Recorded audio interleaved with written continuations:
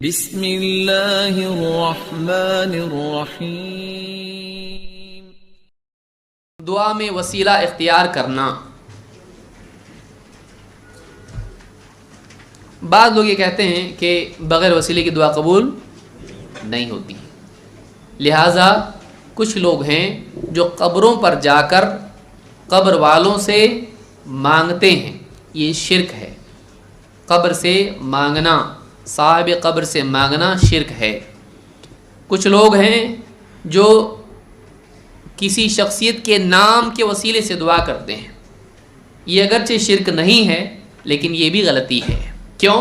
اس لیے کہ اس کی کوئی دلیل نہیں ہے کہ کسی کے نام کے وسیلے سے مانگا جائے، کسی کے حق کے، کسی کے مقام کے وسیلے سے مانگا جائے۔ جیسے کوئی آدمی کہے اللہ میرے دادا جان حافظ تھے، میری مغفرت کر دے۔ دادا جان کا تیرا کیا ہے؟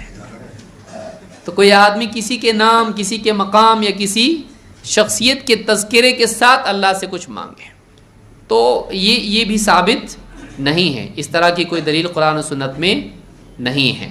تو کسی سے ڈائریکٹلی قبر والوں سے مانگنا شرک ہے، اور کسی شخص کے نام کے وسیلے سے مانگنا یہ غلطی ہے، بلکہ اس کو بدعت بھی کہا جا سکتا ہے۔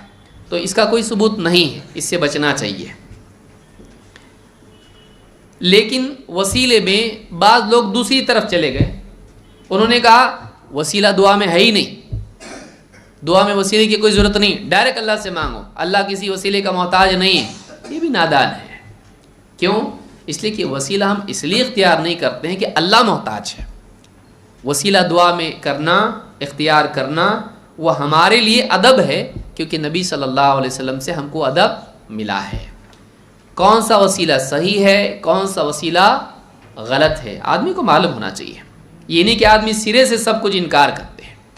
جیسے ایک آدمی مثال کے طور پر غیر اللہ سے دعا نہیں کرنا چاہیے، تو کیا دعائی غلط ہو جائے گی؟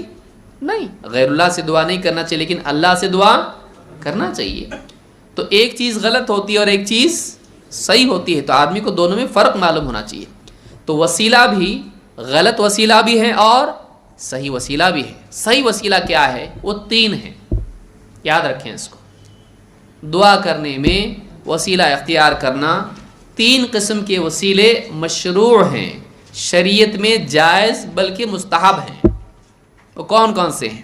نمبر ایک، اللہ تعالیٰ کے اسماء و صفات کا وسیلہ، اللہ تعالیٰ کے ناموں اور اس کی صفات کا وسیلہ، اللہ کے نام اور اس کی صفات کے وسیلے سے دعا کرنا، یہ پہلا وسیلہ ہے جو کہ جائز بلکہ مستحب ہے، اچھی چیز ہے، دعا قبول ہوتی ہے اس سے۔